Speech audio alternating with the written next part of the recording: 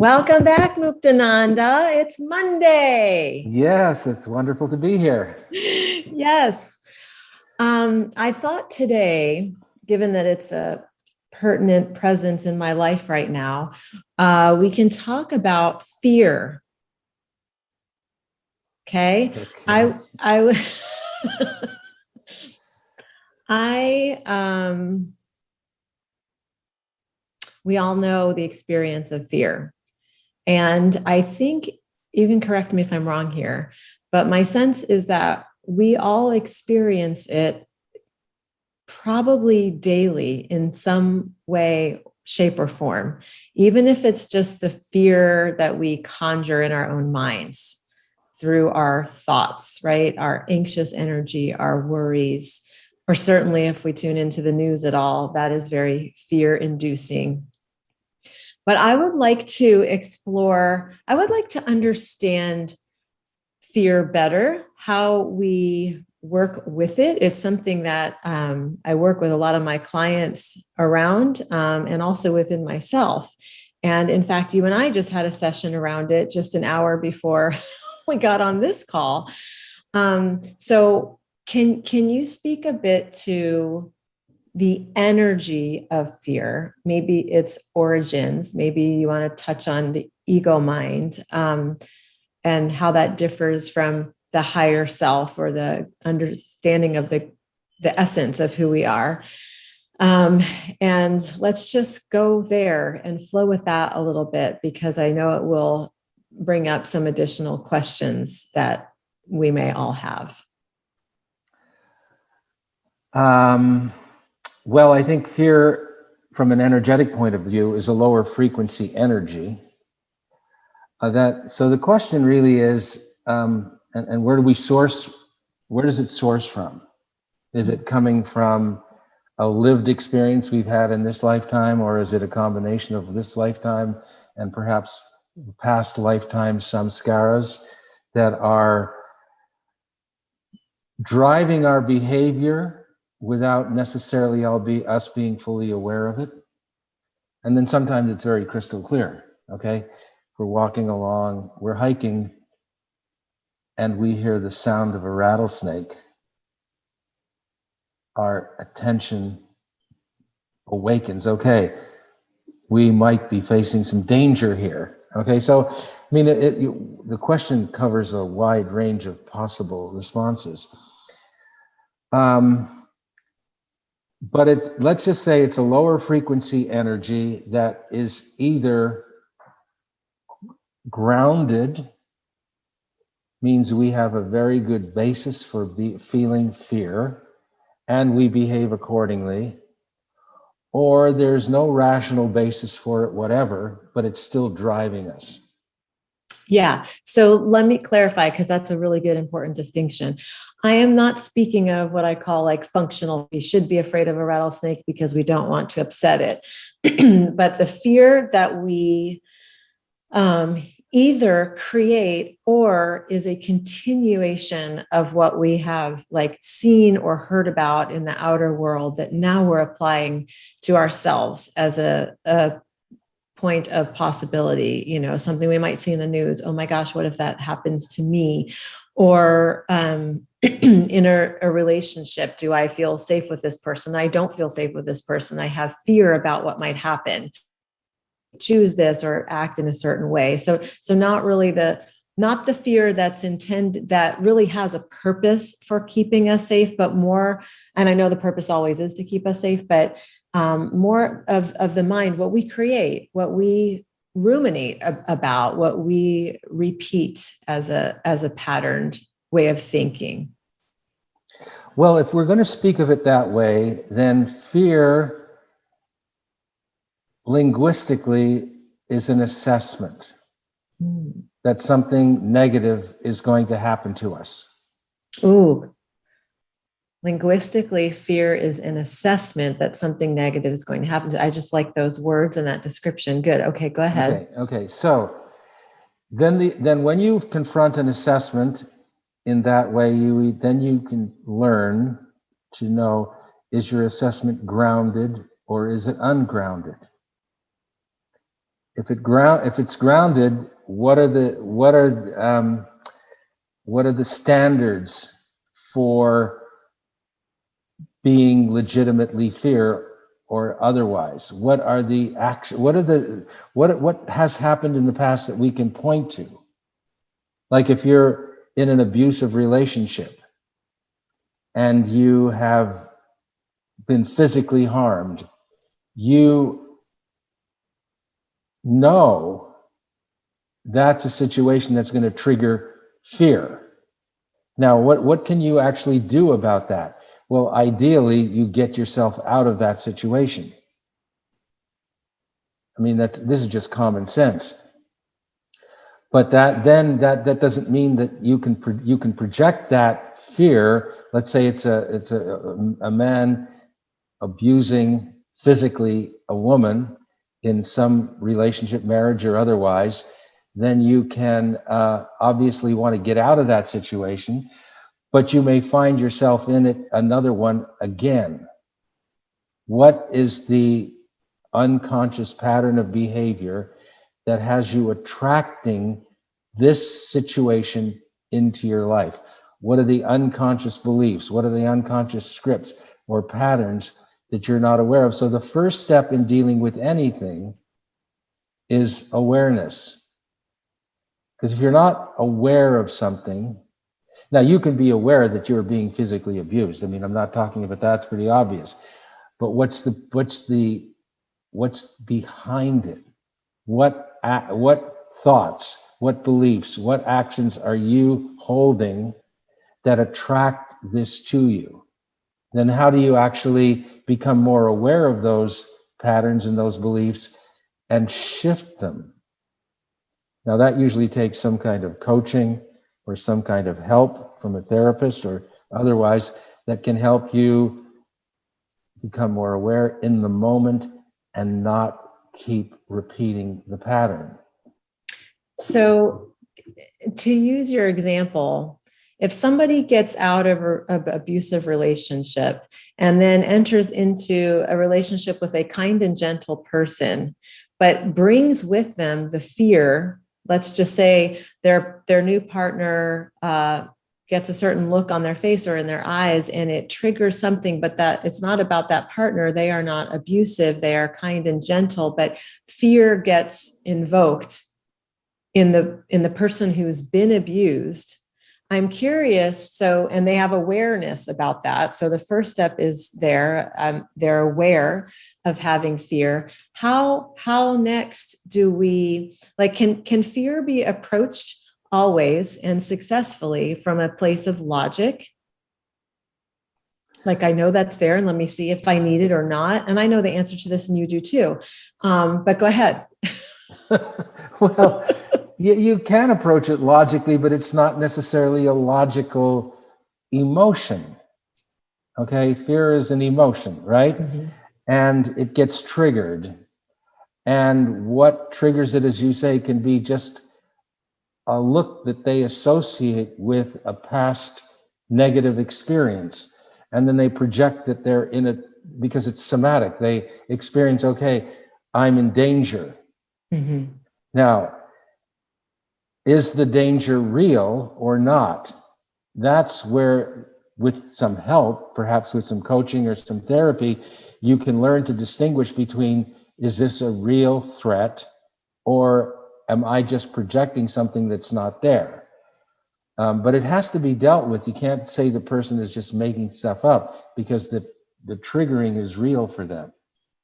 So, and the danger may be real too. So that, I mean, I would think that that's where you need to get some help to be able to see, is this a real danger situation? And then if it's another person, then the counseling or the therapy can work for both people. Yes. Yes. And something that you said earlier in our conversation was that, because we were talking about a patterning of fearful thinking that I have with relation to a situation. And you said the way through that is for you to take a stand. So almost the antidote to fear is courage. I'm kind of summarizing. So if I'm misspeaking or not representing what you said accurately, feel free to totally redo it. And that has stuck with me because I think in many arenas of our life, I'm not speaking of those who are in abusive relationships or where there is true physical danger. But in the fearful ways, the stories that we tell ourselves that create more patterning of fear in our lives, which keep us small, playing a small game rather than being out there and really in our expansiveness.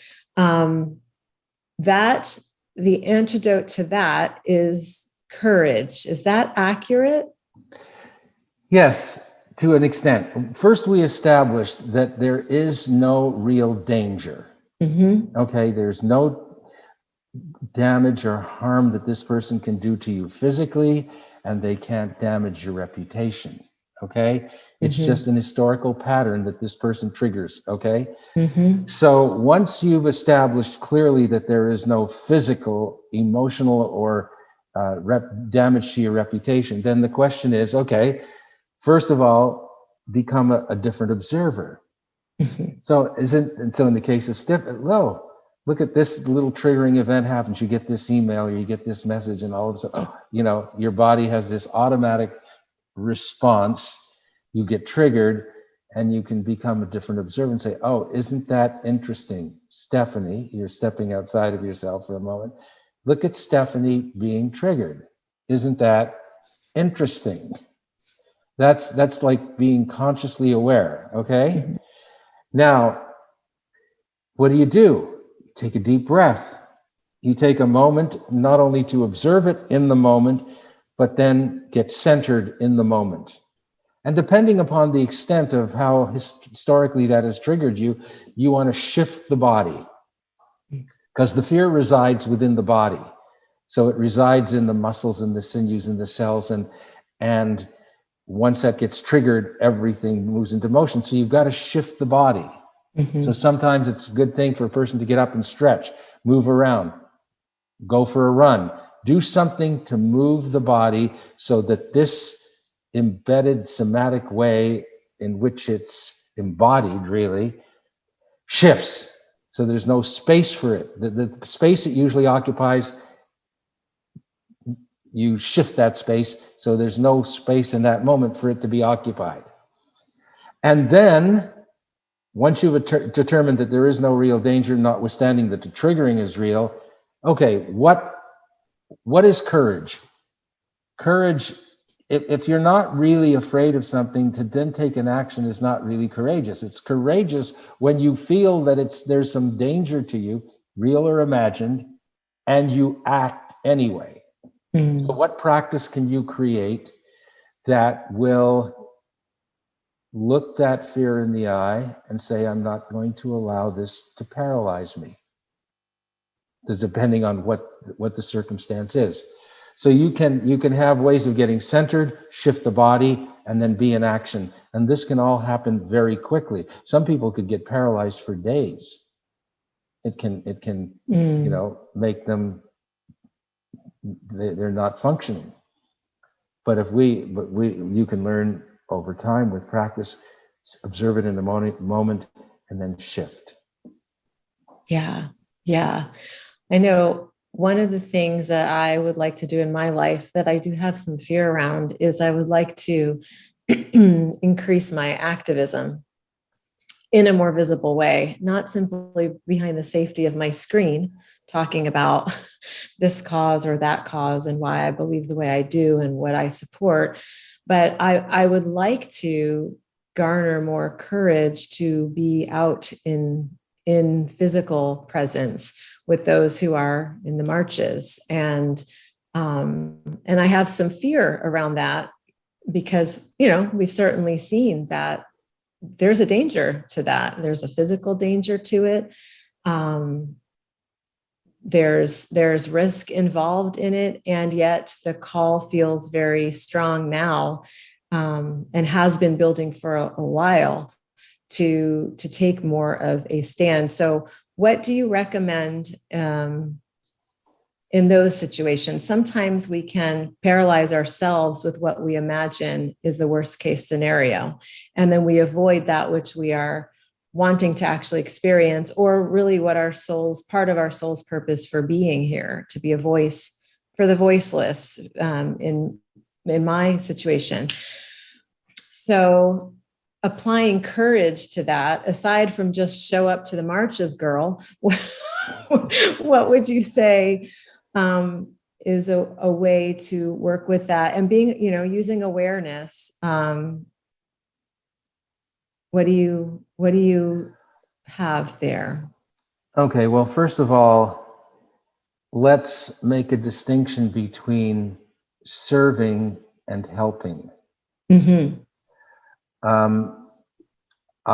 The distinction I make about serving is when we are aware of, aligned with, and fulfilling our dharma, our purpose for being in this physical body, in this particular dimension of time and space. Why are we here? What is our purpose? What is our mission? I call it our dharma. When we operate from that transcendent state, we aren't working from ego. We're working from higher self. That's, in fact, when we're operating from higher self, the only thing that really we can do is serve. And so what is the best and highest way for us to serve? That's the question. It's not about should or shouldn't. It's about what is in alignment with my dharma to serve. And then that's you act from that state, okay? Whereas help, in my distinction, so you have to realize I'm just making a distinction here. I'm not making a universal law. When I say help, it's more like from an ego place, okay? Not necessarily negative, but the ego wants to help out, okay? For whatever reason. So I always focus on service. What is my service to humanity? What is my dharma? And then you're either in alignment with it or you're not. But then you do whatever it is that you're meant to be doing without fear and without concern for an ego-based concern. That's why you're here. And when you hold that transcendent state, it becomes much clearer to you. Because who's having the fear? What are we fearing that we will lose? Our life? We're only here temporarily. Anyway, that doesn't mean we're frivolous. But what is it that we're actually fearing that could happen? What's the worst that can happen? We can lose our life? Well, now you have to look at other factors, right? You have young children. You want to be a responsible mother because that's part of your dharma, isn't it? You made that choice. You created these human beings. You have a responsibility, at least up to a certain age. And then, so you that's part of your dharma. You have to take that into account. So it's not like one answer that fits everything, but it's ultimately operating from your highest self and asking, what service am I being called to do? And then you do it. Yeah. Thank you. You do. I was just remembering the last rally I went to was a couple of years ago, and it was for gun control, and it was in Parkland. And one of the high schoolers, well, she's now a college student, but leaders from that was president of the Parkland shooting, was leading the rally. And I remember feeling as a mother, like, is this responsible for me to go to a rally, given the state of the world right now and how many people have guns? And I had that twinge of fear, and I went and just decided I'll show up and see if I feel how I feel. and I will go based on that. I will either leave if I don't feel like it's safe for me to be there, or I'll stay. And I stayed, and it was a really beautiful experience. And you talking just kind of took me back and reminded me of that, because the hardest thing, it's kind of like going to the gym. The hardest thing was just getting out and going there.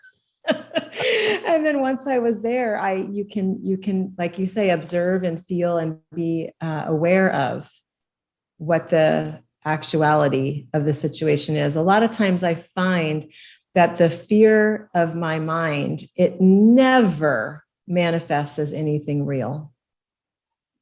It's always the tendency to go to worst case scenario. And if I did listen to it and I let it guide me, I can't imagine that I would ever leave my bedroom, honestly. So I just want to honor how much nobody is here but me. That just happened all on its own.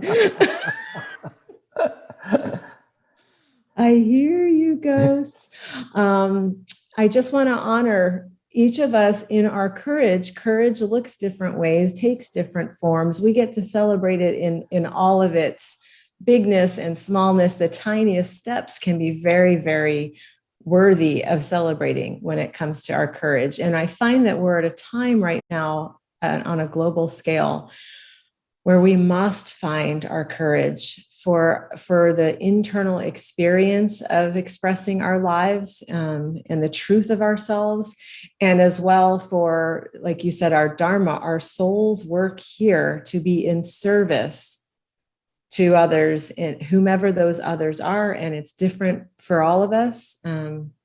Some of us are here to serve the planet. Some of us are here to serve humanity. Some of us are here to serve the animals, the soil, the families, our families, our communities. There's so many variations of it. And the invitation just to keep showing up as courageously as we can muster in any given situation or circumstance. That's what I extend to myself and to all of us, and to really honor and celebrate our successes there. Because sometimes just thinking about it is enough of a success. And then maybe the next day we'll take a step towards it or do it. But the urgency for us to show up is greater than ever. Would you agree with that? Oh, definitely. I think that if we look at it from a point of view of energy, as at this particular time, and the planet descends more and more to a lower frequency, or what some people would call into darkness, if we look at the impact of the degradation of the climate, we look at the widening wealth and power gap, we look at more and more people feeling disenfranchised. You look at, in this country, I think more than 50% of the people have more than one gun. Mm. You have the potential for descending into chaos, which can produce despair for a lot of people. Community is vital at this point, more so than ever. I think the only way that we're going to address some of these really existential threats, which are not figments of our imagination. We're seeing signs of it all around us. The importance of being in community is vital, because then we have that mutual support, because we can't do everything that we're going to be facing on our own, especially as I see the way the world is unfolding right now. So not have courage, but not alone. Be in community of like-minded people who are also here to not only serve the planet, but to serve each other, to help us deal with the kinds of challenges we're going to be facing. Oh, such a great point. Yes, we are not meant to do this alone. There is such power in community. I have a dear friend who she has a very brave heart, but she doesn't always feel that she does. And she often asks me, what can I do? I have all this within, all this drive, all this desire to make a difference. And I don't know what to do. And the thing I keep coming back to telling her is, have you found your group yet? Your tribe, your sisterhood, your connections? Because they are already in the wave of service. We get to just kind of hop into that flow, right? We don't have to invent. In fact, there's nothing more to be invented. The solutions are there. We just need to fall in step behind those who are leading the way. And that happens through community and through trusting the leaders, supporting Black women, for example. We do not have, I as a white woman have no concept or solutions for them. They know what they need. I need to follow where they're going. I need to support them by shutting up myself, silencing and listening. And it's that way in the indigenous, for the indigenous tribes as well. They know how to care for this earth. We need to shut up, listen, and fall in step with how to live in harmony with nature.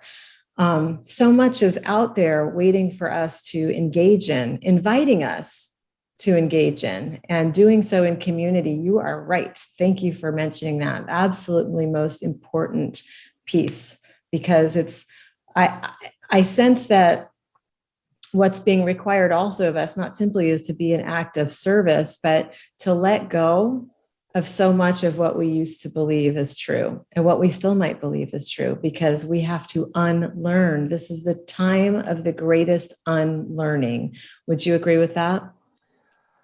Oh, absolutely. And I would add that given the situation that we're in right now, women are playing a far more key role in leading humanity out of our current condition. We're talking about energy now. The energy, the energy of the planet is so imbalanced towards the masculine energy, which has resulted in the patriarchy, that we need to, women have to step forward and lead, and they are, and men have to make way for women, because they work and will lead differently than men.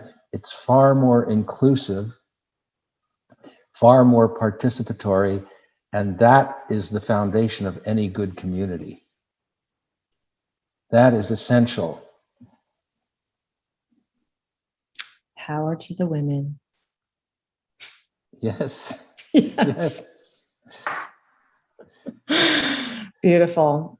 Perfect. Well, thank you, Muktananda, for your time and for this scintillating conversation. Until next time, blessings to you. Until next Thanks, time, yes, Muktananda. blessings to you Bye-bye. and everyone. Bye.